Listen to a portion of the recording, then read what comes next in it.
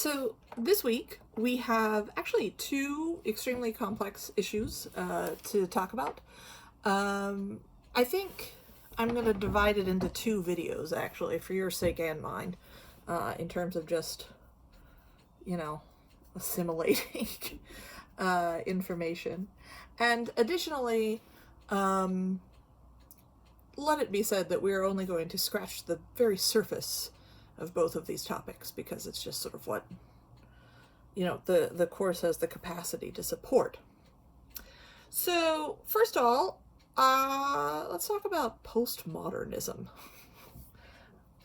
I've got here this bad boy. Postmodernism, or the cultural logic of late capitalism. I'm gonna be working off of Jameson a fair amount. Lots of people have talked about what postmodernity could possibly mean. It means a lot of things, actually. But let's sort of start with a baseline here. So, Marx, to go back to him, proposed that there is a particular relationship between what he called the base of society, which really means its economy. This kind of, by the base we mean how people produce what they need, and the necessary relationships that emerge from that mode of production. So, in our case, the base of society is capitalism. In the past, it's been feudalism. It could be communism. It could be a number of different things, right? But this is the base. The superstructure is everything else. It is all sorts of forms of institutional, social, and cultural production. And Marx thought that fundamentally the base, the economic foundation of a society,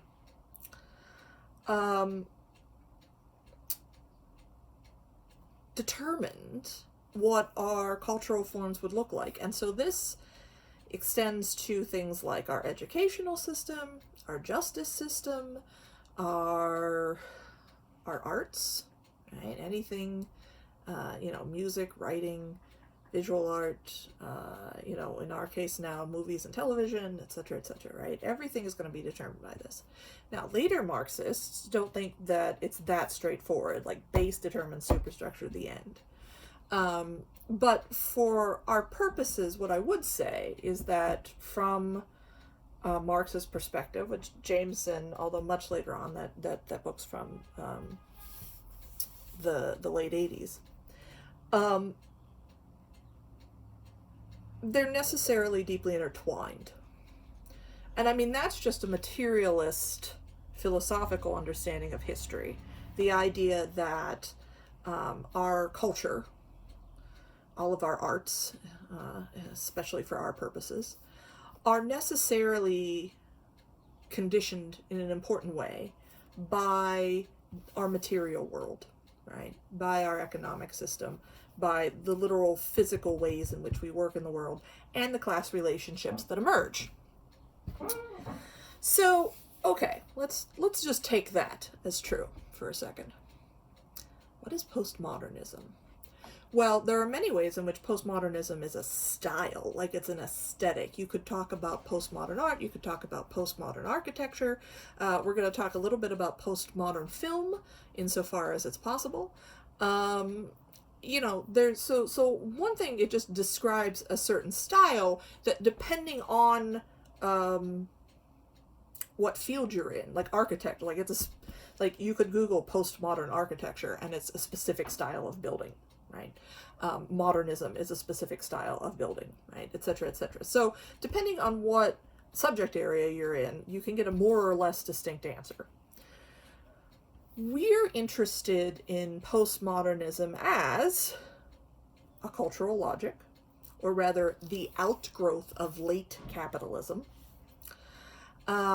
as a sort of a social and cultural structure, And of course, we're going to be thinking about the effect that that has on art, particularly science fiction. You know, this week we're doing Blade Runner, and if you've read it, and I recommend you do, Jody Demonic, and then we're going to be thinking about this in the Soviet context, post-Soviet context, really, et cetera, et cetera. So, late capitalism. Ernst Mandel, in the 1970s, coins this term. And so, you know, when we were talking about H.G. Wells, we were talking about the Industrial Revolution. We were talking about the fact that throughout the 19th century, and pretty much complete, certainly in England anyway, by the time Wells is writing in 1895, there's the development of this industrial capitalist economy, where, you know, the mode of production in most industries is primarily industrial and, in fact, fossil fuel driven. And the social relations that emerge from that, the antagonism between the ownership bourgeoisie and the worker proletariat, are pretty well in place. And this is true in England by the end of the 19th century, by the turn of the 20th century. That's basically, although the origins of capitalism may stretch for hundreds of years into the past, and it takes actually a long time for that industrial system to fully develop throughout the 19th century, and then to take in more and more industries by the turn of the 20th century. England's pretty much there, and it is expanding, right, in its own way, in its own paces. Capitalism is coming to the rest of the world as an economic system.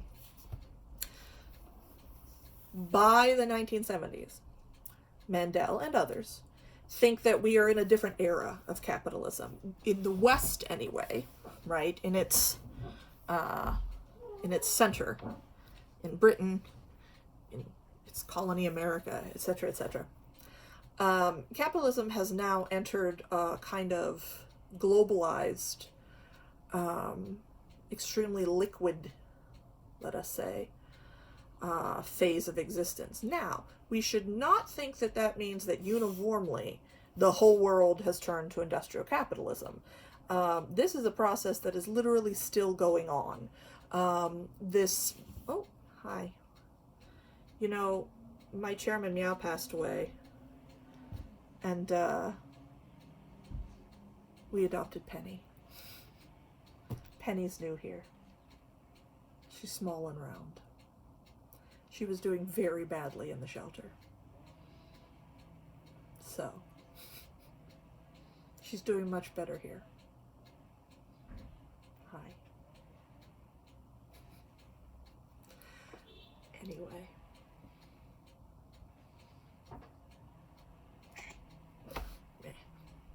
She's bossy. So, what Marx calls uneven development is actually necessary for the expansion of capitalism. We see this process happening in, for instance, since it's relevant to our discussion of cyberpunk, the movement of American industry overseas to Asia, where China, for instance, has now for years developed larger and larger factories, changed worker discipline within the country, exploited enormously their coal reserves to provide fossil power for these growing industrial megalopolises, truly. I mean, enormous cities in China. That production moves overseas. And now that we're reaching 2020, we've seen in the last decade incredible worker organization and mobilization in China, to the point where labor can no longer be so cheap, can no longer be so exploitable. China as a country has begun to become more and more concerned with environmental degradation from fossil fuels. And what we see is that capitalist industrial production has now moved to other countries in Southeast Asia that were underdeveloped from an industrial capitalist standpoint in terms of infrastructure and fossil fuel exploitation, but now are, trying to catch up to where China was, to where we had been, to where Britain had been, right, going back in time. So this is a process that's still ongoing. This is something that's still spreading around the world. But going clear back to Mandel in the 70s, he's aware of the fact that at least parts of the world have transitioned out of the sort of industrial capitalism that Wells was living amongst in Great Britain, and moved on to this new stage where you have where it is characterized by incredible financial liquidity, right? At that point, we've untethered ourselves from the gold standard. Money is this kind of free-floating thing, credits coming from all over the world, etc., etc. And again, this isn't a recent development of the latter half of the 20th century. It's something that grew for a long time, but it's coming to really predominate in Western capitalist nations. Also, this global movement, and in particular of importance to us, is global mass media that accompanies the spread of capitalism. And so this is a technological development too. If we think about the development of the movie industry, say, in America, movies aren't invented in America, but they become big business here in Hollywood, going clear, back to the golden age of Hollywood, right? You get the invention of, the talkies and, throughout the 40s and 50s, Americans are, and these are production processes. It has to do with the ability to film easily, relatively cheaply, to make many copies of a film relatively easily, and to distribute it around the world. And this becomes true, of course, for music, for movies, for books, for television, and all of this has to do with technological advances that happen in terms of production and reproduction and distribution, right? And so, if it is the case that, say, American capitalism is shaping our culture irreversibly, so that we have, in some sense, capitalist institutions and capitalist media, then we are now spreading that culture all over the world because of these new distribution, production, reproduction, and distribution techniques. And thinking about reproduction, this begins to get us down the road to thinking about what postmodernity can mean. So far we're talking about economics and a change in the way our material world exists, right? How things are produced, reproduced, and distributed. Commodities. Media becomes a commodity. Something that is made to be sold. As opposed to, if we think back, 200 years, even 150 years, to be honest. Yes, people wrote books and hoped to sell them, but by and large, you had, prior to industrialization, you had folk culture. If you take the Russian fairy tales class, we talk a lot about this distinction. You had folk culture, which is by and for the folk. There's a lot of oral traditions. We're all familiar with the idea of folk music or folk art, right? It's cultural production that is done, in villages, in little towns, in little communities, amongst themselves, for themselves, right? And the fact that it gets maybe traded around in some sense, or somebody, hands over a tip, or, pays the musician or something, that's not, that's not primarily what's the point is, right? At the same time, you have elite culture going back hundreds of years. Manuscripts, symphonies, operas, ballet. And while, you have to buy a ticket to see the show, the point is actually an elite culture that provides training to musicians, say, and also to listeners to be able to participate in this shared elite culture, right? And I said you have to buy a ticket, but that's not, again, not what we're talking about. When we start to think about 20th century mass production, I don't have the book on my shelf, but I mean, really, we're talking about Frankfurt School stuff, Theodor Adorno, Max Horkheimer, et cetera, in the 40s, critiquing, Marxists in the 40s critiquing the American mass media industry. But when we have mass culture, when we have mass media, we now have elites, people of extreme technical skill, creating media that is mass produced, mass distributed, and meant to be sold to the proletariat as a commodity to experience, to watch, to listen to read, whatever. The point is, it is something, a commodity, as we recall in terms of terminology, is something that is made exclusively to be sold, right? Something for the market to be made into exchange value. And so media, culture in general, becomes a commodity. At this point, this is, a 20th century phenomenon, and it's a huge shift in culture, like all of human culture. And weird things start to happen. One thing is that we have a breakdown in chronology of style. So instead of one innovation just sort of building upon the next, this style, then this style, then this style, then this style, we have this constant reaching back into the past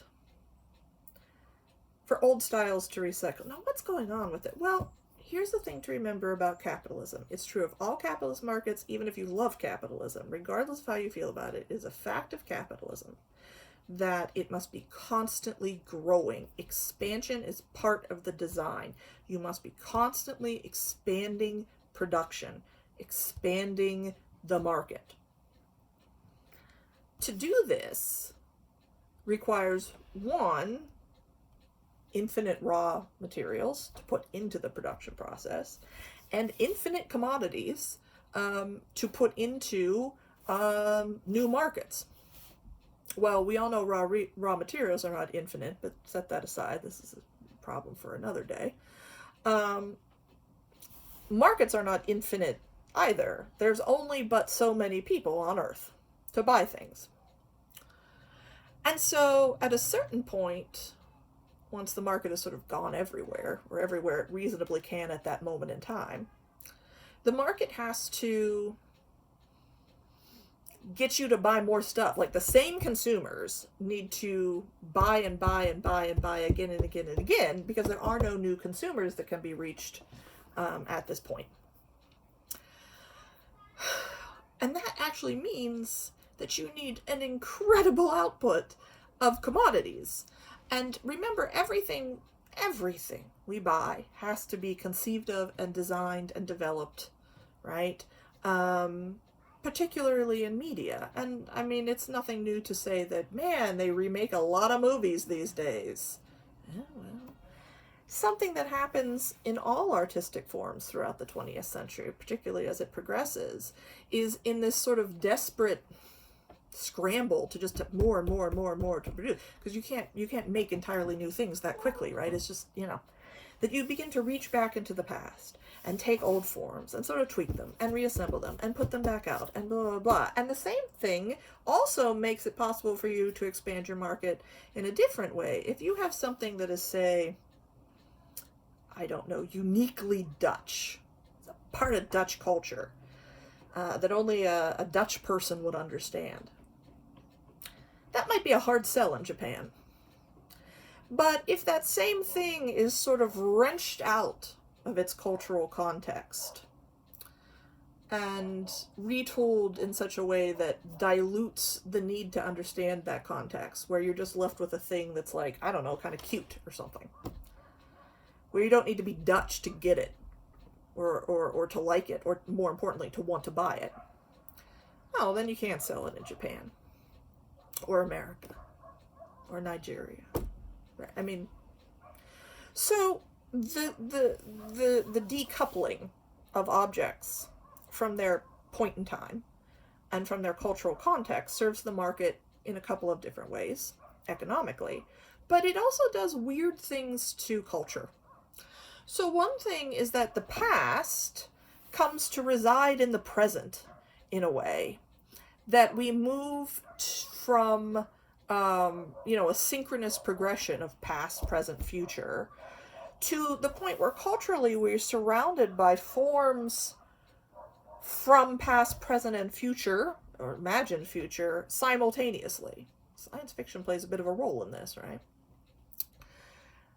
And now we have this very asynchronous world, right? Where linear time, so to speak, in the cultural sense, kind of breaks down. The other thing we have is a breakdown in signification. Oh, what's signification? This is an important thing.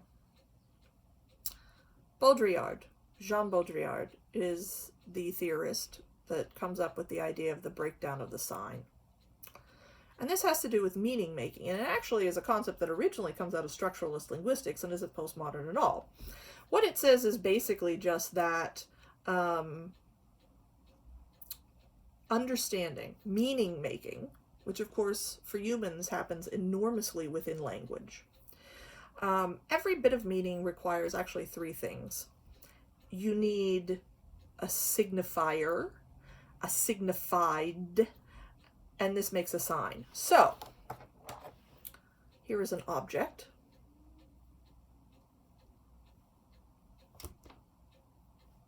This exists. It doesn't have meaning. It just is. It is a physical object in the world. It has, dimensions. It has uses. It just is. There is also the sound. Pen. Pen. Pen, pen, pen, pen, pen, pen, pen. It's just word. It's not words. It's just a sound, right? Pen is just a sound. Likewise, if we want to talk about the page, right?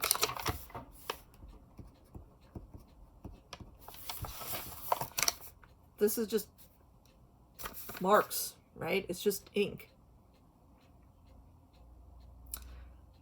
When we put these things together, when you and I both know that this series of lines, or the sound pen, is attached to this object that has its distinct uses, now we have a sign. Signified, could be an object or an idea. Signifier, pen. Sign. I can say the word pen and you'll know what I'm talking about. Now, not always perfectly, because if I say pen, you could think of this, or you could think of this, and obviously they're not exactly the same thing, but we're in the ballpark, right? Meaning mostly communicated, right? That's a sign. Baudrillard argues that in this world of capitalist decontextualization, signs start to break down. This has political uses too, of course. So he actually talks about 4 steps to the sign. You have the sign itself, pen. You then have a bad copy. It's noticeably bad. It obscures meaning. The meaning becomes harder to understand. I'm getting it across, sort of, but people don't quite understand each other, maybe. The third stage of the breakdown of the sign is where it's a bad sign and it's meant to erase the original signified object. It's meant to obscure the original meaning, or even to replace it. It's deceptive, and it's deliberately deceptive. And then the final breakdown of the sign, once you have enough bad signs, deliberately bad signs, people are making them on purpose to confuse meaning. False news, right? Fake news. What you get is just simulacrum. Now you have signifiers that do not reference any signified object or idea. time, place, context. They don't mean to. They don't need to. No one expects them to. It's pure simulacrum. One thing to compare this to might be actually films. You could have a documentary that is as pure a sign as you can make it, something like, Andy Warhol filming himself eating a hamburger. And that's it. The camera's just on while he eats a hamburger. It's as close to Andy Warhol eating a hamburger as you'll ever get, because he's dead now. Right? Then you might get, I don't know, the same thing. An actor that doesn't exactly look like Andy Warhol puts on an Andy Warhol wig and eats a hamburger. Except maybe it's a veggie burger.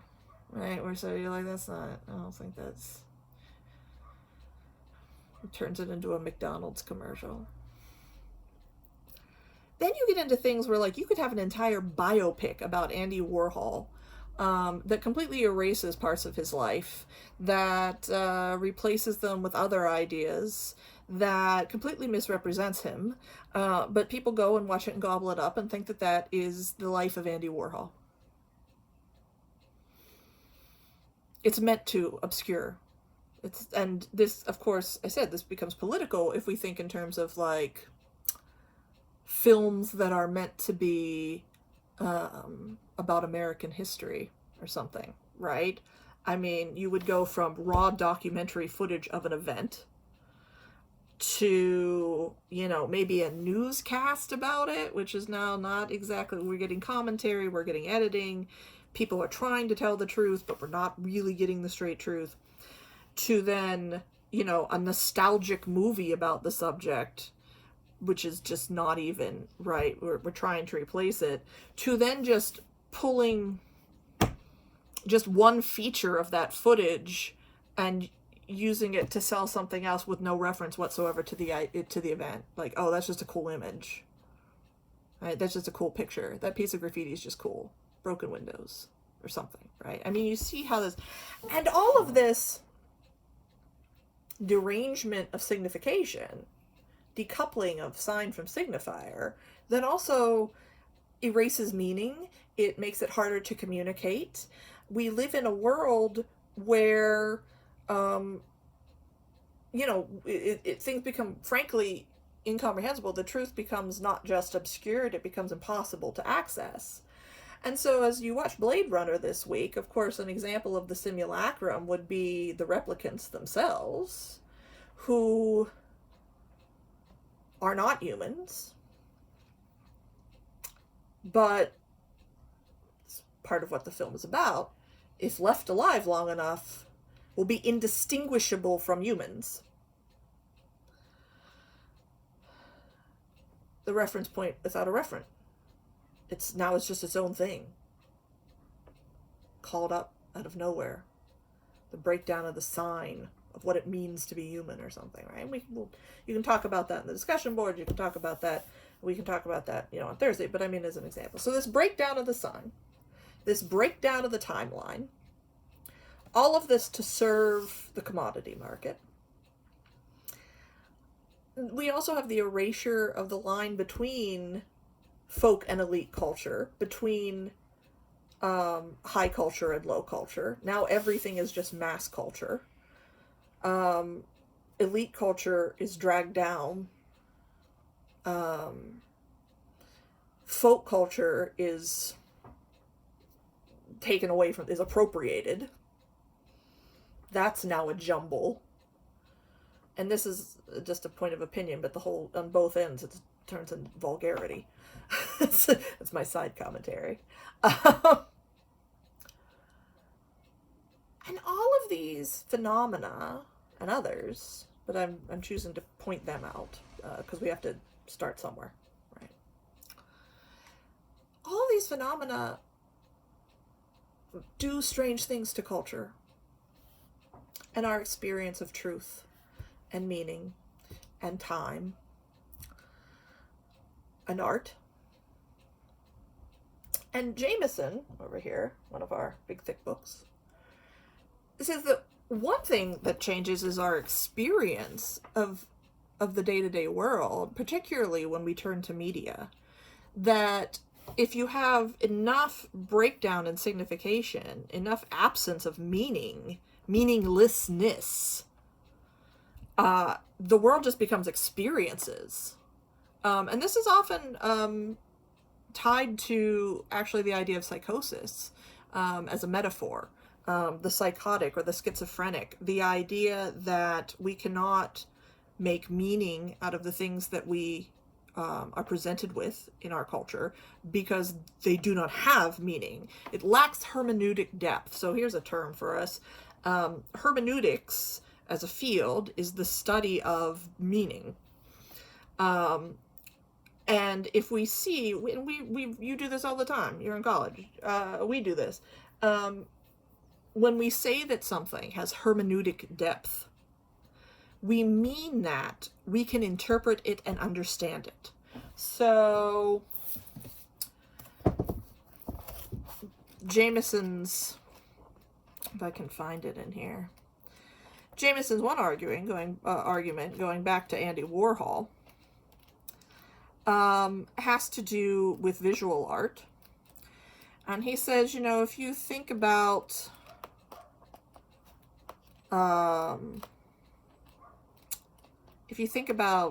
traditional paintings, if you think about a painting from, the 1700s, you often have these very realistic portraits of people, portraits of day-to-day life, etc., etc., right? So that you could, here, he uses this as an example. Here's Vincent van Gogh's A Pair of Boots. And he says anybody can look at these boots and read approximately the same things out of them. That these are workman's shoes, they're worn out, they suggest a lived context, the kind of person who wore them, the kind of work that he did, the kind of experience that he has. Right? And then we have this by Andy Warhol, Diamond Dust Shoes. In a literal sense, the image is flattened, right? It doesn't, even though it's technically a photographic print, whereas the other was a painting, the painting had more literal depth to it, right? In terms of like visual perspective. It looks 3D.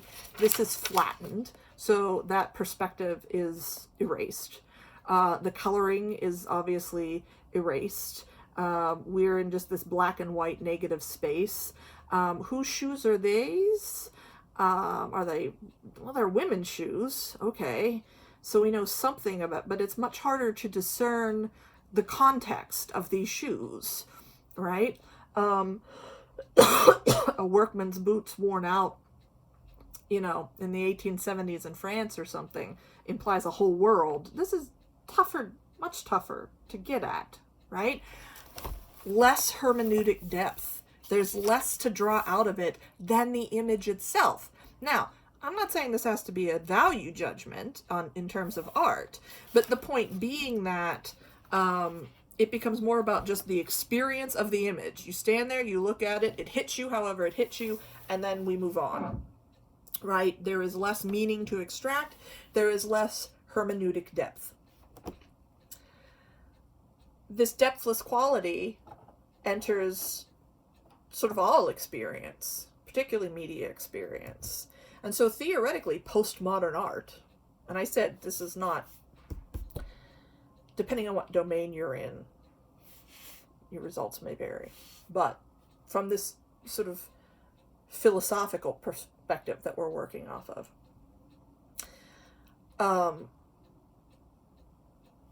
art,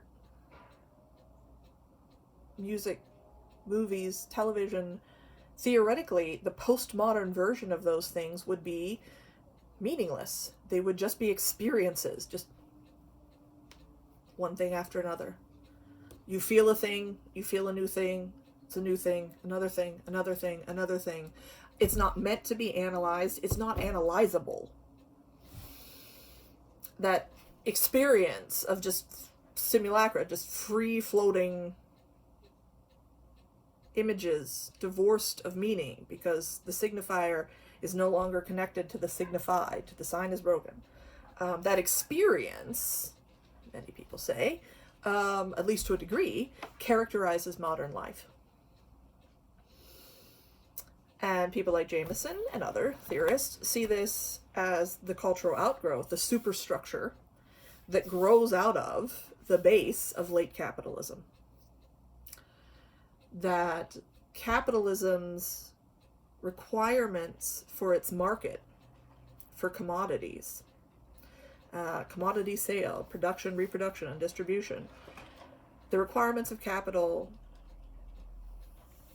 as I just traced out, affect meaning in the world and how we make it and how we interpret it and how we can understand it. And this affects our sense of time.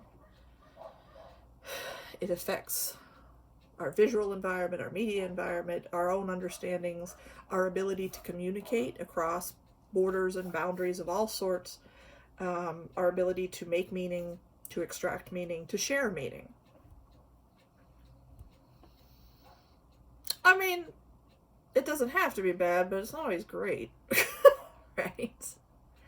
And so this postmodernity begins to come out, for our purposes, in science fiction, particularly in the genre of cyberpunk. William Gibson, others like him. Of course, we have Blade Runner to watch this week. Pick up on this idea of just a world where cultural context and timeline and shared meaning just nope. And people still interact. And so one of the more interesting things is that you have a movie that in some senses, like with Blade Runner, in some senses embodies postmodernity. But then on the other hand, as we're going to talk about, you can certainly interpret that movie. It has hermeneutic depth. You can draw meaning from it. So in that sense, it's a realist exercise. The narrative, it's not just blank pastiche, right? It's not psychotic. It's comprehensible.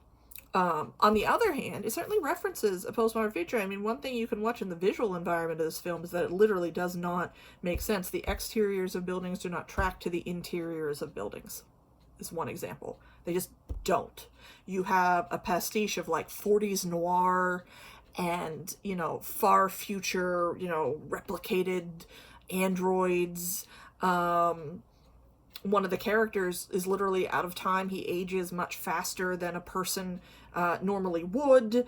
There's all of these Asian cultural aesthetics that are drawn into the film that are, what's that about? It doesn't seem to make sense with anything else that's happening in the plot. It's just the world that's around them, and put a pin in that because video number 2 is going to be Orientalism. So, right, we see ideas about postmodern culture or the postmodern experience being expressed by the film that itself is nevertheless not a postmodern film insofar as it has plenty of depth and meaning. It's got a very straightforward, interpretable narrative. I said, this is something for you to think about, talk about, for us to talk about, etc., etc. I don't want to go too far down that rabbit hole. But when we talk about Western postmodernism, this is what we're talking about, basically. This is it. This is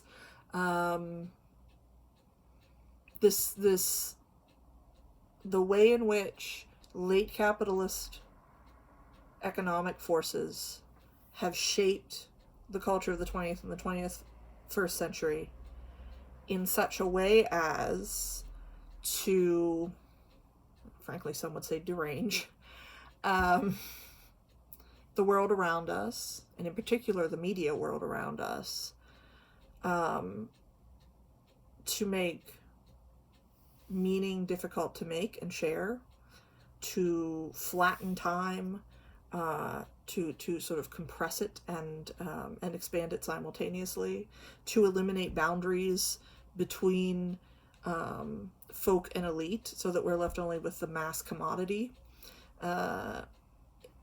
etc., etc. So I'd like you to think about these ideas, and I'd like you to watch Blade Runner, and maybe read Johnny Mnemonic, and think about how those two stories might reflect these cultural changes wrought by this new form of capitalism in the world. Okay? So, that's postmodernism. In a thimble, like a little thimbleful of postmodernism.